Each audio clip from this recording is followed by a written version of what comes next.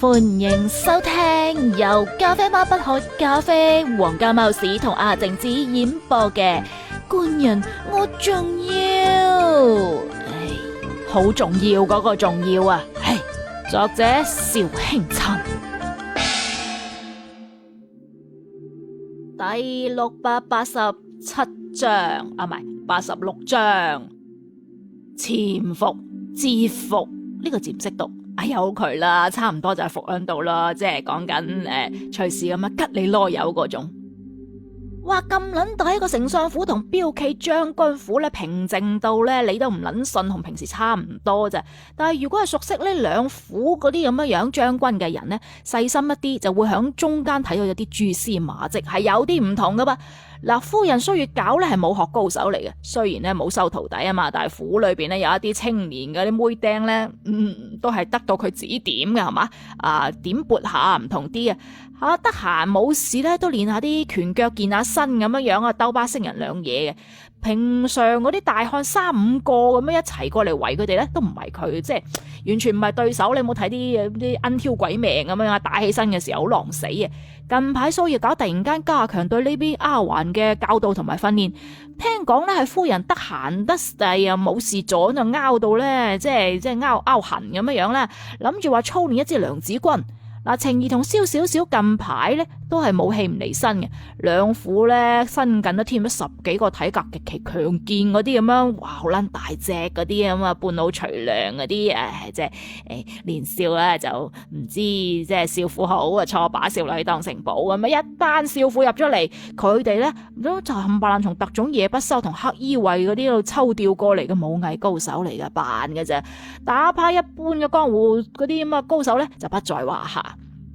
嗱，長安依然同平時差唔多，繁華又熱鬧，但係暗地裏暴風雨響度醞釀緊啊！漆黑嘅烏雲已經蒙蔽晒，哇咩暴風雨嚟得猛烈些吧？秋季咧係收穫嘅季節，秦帝國家下咧風調雨又順啦，絕大部分嘅地區咧都收穫頗豐嘅，亦都有個別地方咧遭受到呢個洪災旱災啊，但係官府救災係及時，損失就唔係好大，收成依然都唔錯，百姓個個咧笑到4萬咁口，今年過大年啊，肯定比舊年仲要好啦，揾得到啊，自然係噶啦，呢啲都係丞相大人大力推行新政、嚴格監督嘅結果係嘛？響有心人嘅引導底下，再加埋大秦時報周 Q 圍咁去唱嘅呢度唱嗰度，大肆宣揚啊！民間對丞相李綱嘅讚譽之聲呢，就哇嗒嗒聲咁，就差冇嗌出話丞相大人萬歲呢啲口號嘅啫係嘛？戶部侍中啊，歐府裏邊個大廳呢，今鋪又有啲唔同喎。哎呀，再咁樣落去，大家淨係知道丞相，而不知大禍啦。禮部侍郎啊，沈尚德呢，就係嬲到將手裏邊嘅大秦時報兜嘢拍咗歐成嗰個台面上邊嗰張方台嗰度，差啲震爛張台係嘛，一副痛心疾首嘅死樣，恨不得同阿奸臣李綱呢個便宜老豆，我同你搏命，我搶 Q 你條底褲，等你冇底褲着咁樣樣，大義凜然嘅死樣，佢啲說話都得到廳裏邊所有人嘅贊同啊！太后清病休假期間呢，就唔早朝啊，咁啊肯定俾啲奸臣李綱逼嘅咧，佢哋覺得肯定係李綱嗰隻乜成奸相，明擺住啊，所有政令咧冚唪唥以丞相嘅名義發布，姓李嘅已經咧唔再扮嘢啦，係嘛，撕低個偽裝，露出獠牙，開始喐手啦，消除秦氏皇族對呢個影響嘅痕跡啊，同埋嗰啲各方面嘅威信呢，只係第一步，跟住落嚟就會對佢哋呢啲保皇黨咧喐手啦，再唔反擊，怕且以後就冇機會噶啦。嗱，今鋪唔係你死就係我翻唔到屋企，你話係咪啊？諸公即管放心，在內心等一段時日。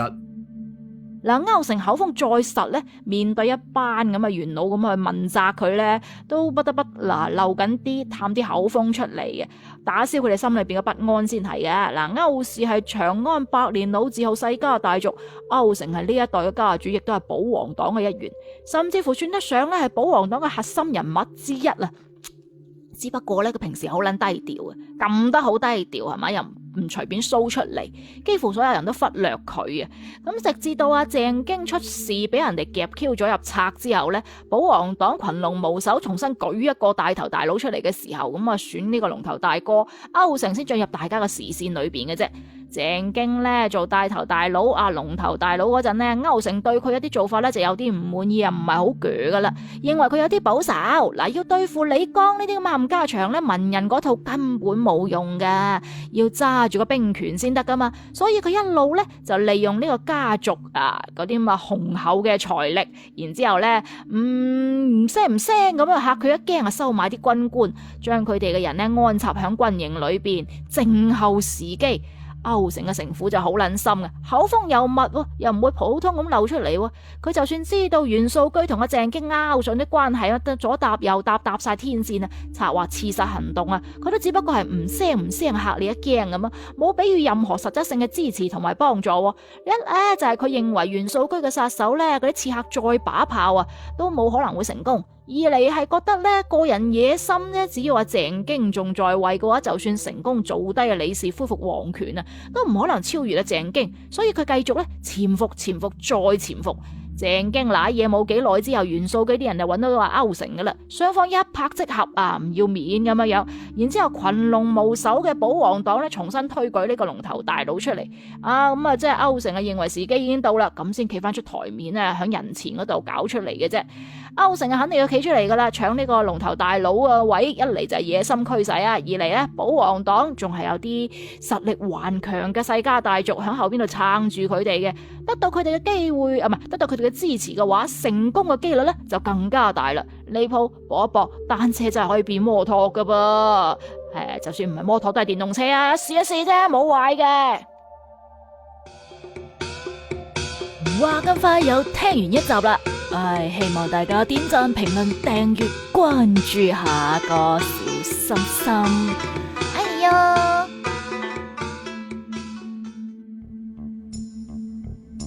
歡迎收聽由咖啡貓不喝咖啡、黃家貓屎同阿靜子演播嘅《官人我重要》，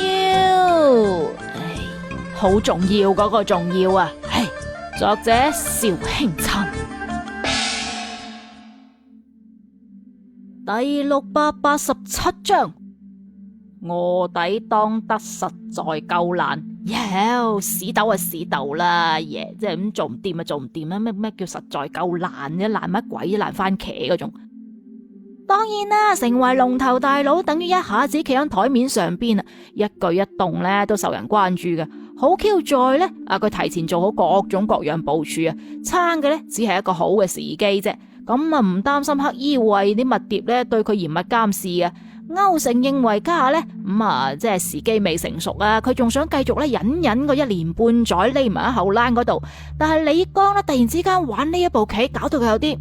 唔得啦，收唔埋啦。谷唔住啦，一定要噴出嚟啊，係嘛？先下手為強，後下就手遭殃噶咯，不得已咁佢只能夠將啲嘢提前行動 action 咁啊。雖然呢都係保皇黨大家一班都係兄弟，但係歐成呢口風密到咧，你真係叫都叫唔開啊！你想夾住佢咁夾得好實嘅，僅係透露丁屎咁多意思下嘅啫。人多口雜噶嘛，呢啲咁樣隨時咧狗族都 thank you 你嘅咁嘅事咧，自然知道嘅人越少就越安全啦。